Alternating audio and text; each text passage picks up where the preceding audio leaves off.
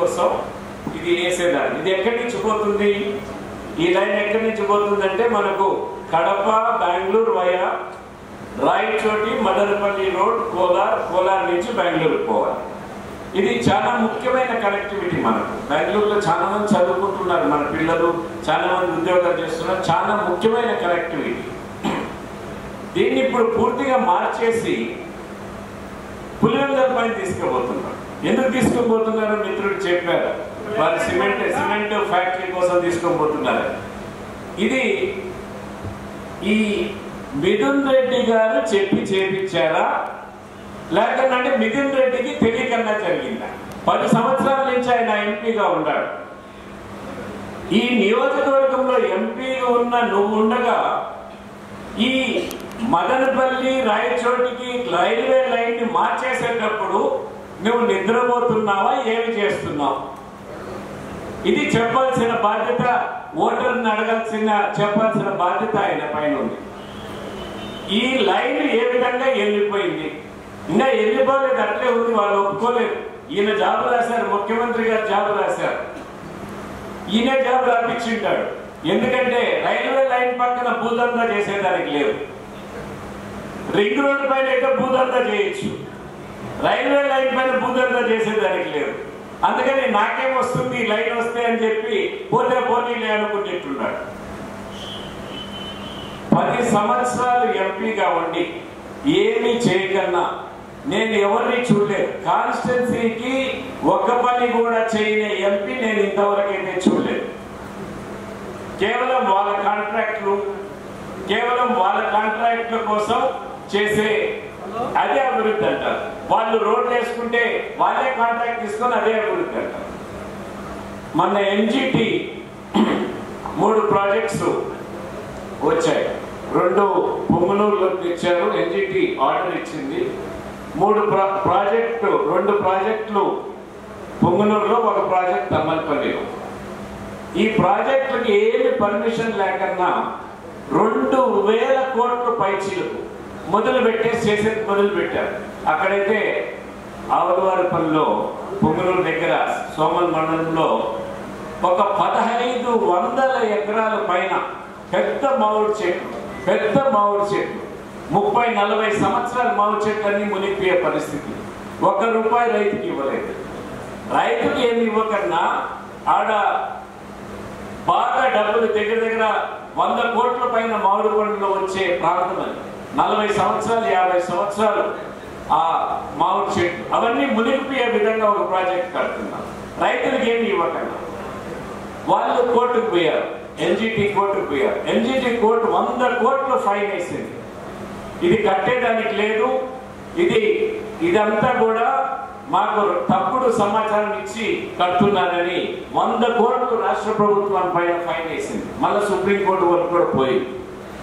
ఎన్ని అక్రమాలు చేస్తున్నారో మీరు ఒక్కసారి ఆలోచన చేసుకోవాల్సిన అవసరం ఖచ్చితంగా ఉంది. ఇంకోటి చెప్పాలి, దీంట్లో 56 కార్పొరేషన్లు పెట్టారు. 56 కార్పొరేషన్ కి ప్రతి కార్పొరేషన్ ఒక చైర్మన్ మెంబర్లు వేశారు. వాళ్ళ కుర్చీ లేదు, ఆఫీస్ లేదు, ₹1 బడ్జెట్ లేదు. ఇది ఎందుకు బీసీలను మోసం చేసేదానికి చేశాడా ఈ విధంగా, లేకపోతే మీకు కంటి తుడుపుగా చేశాడనేది నాకైతే అర్థం కావటం లేదు. మీరే అర్థం చేసుకోవాలి. ఒక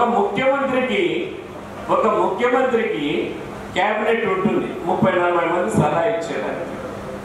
260 మంది సలహాదారులు ఉన్నారు ఆయనకి. ఎంతమంది? 260 మంది. దాంట్లో 45 మంది కేబినెట్ ర్యాంక్ సలహాదారు. అంటే ఒక్కొక్కరికి ఈ 260లో 2 లక్షలు 3 లక్షల జీతం తీసుకుంటున్నారు. ఆ డబ్బు బీసీ కార్పొరేషన్కి ఇస్తే చాలు కదా. 260 మందిని అడ్వైజర్లు పెట్టుకుంటే నాకు తెలిసి ఈ అడ్వైజర్ని 1-2 తప్ప ఒకసారి కూడా కలిసి ఉంటాడు ఆయన. కేవలం వాళ్ళ సాక్షి పేపర్లోనో సాక్షి టీవీలో పనిచేసే వాళ్ళందరినీ అడ్వైజర్లు వేసి వాళ్ళకి ఇక్కడి నుంచి జీతం ఇస్తాం. ఇటువంటి పనులు, ప్రజలకు వ్యతిరేక పనులు, ప్రజా వ్యతిరేక డబ్బును పూర్తిగా నిర్లక్ష్యం చేసి సొంత డబ్బునేమో ప్రభుత్వంలో ఉన్నప్పుడు సొంత డబ్బు ఏ విధంగా కాపాడుకుంటావో ప్రభుత్వ డబ్బు కూడా అదే విధంగా కాపాడుకోవాలి. అదోమంటే స్పెషల్ ఫ్లైట్, స్పెషల్ హెలికాప్టర్. నేను 3.5 సంవత్సరం ముఖ్యమంత్రి ఉంటే 2 సార్లు 3 సార్లు స్పెషల్ ఫ్లైట్ లో పోయాను. లేదంటే మామూలుగా వేరే వాళ్ళ మాదిరిగా ప్యాసింజర్ మాదిరిగా టికెట్ కొనుక్కొని పోయేది. ఒక స్పెషల్ ఫ్లైట్ కావాలంటే 1.5 లక్షలు 2 లక్షలు అవుతుంది పోయేదాన్ని. 10,000తో పోయేది 2 లక్షలు 3 లక్షలు 5 లక్షలు అవుతుంది ఒక స్పెషల్ ఫ్లైట్. ఎంత ఖర్చు పెడుతున్నారు? ఒక 100 కోట్ల రూపాయలు వీళ్ళు స్పెషల్ ఫ్లైట్స్ పైన ఖర్చు పెడుతున్నారు. వృధా చేస్తున్నారు ఇది డబ్బంతా కూడా.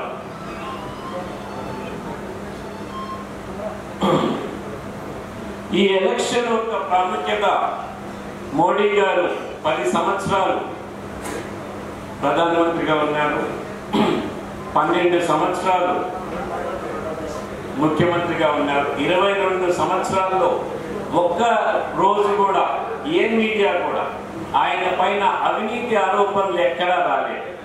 ఎక్కడ కూడా మోడీ గారి పైన అవినీతి ఆరోపణలు ఒక్కటి కూడా రాలేదు.